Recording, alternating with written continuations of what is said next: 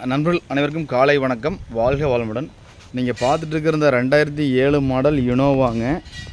We model ஆல்ட்ருங்க. Alloy wheel, ரூபேசிங்க, தனித்தனி சீட் கவர்லாம் போட்டாங்க.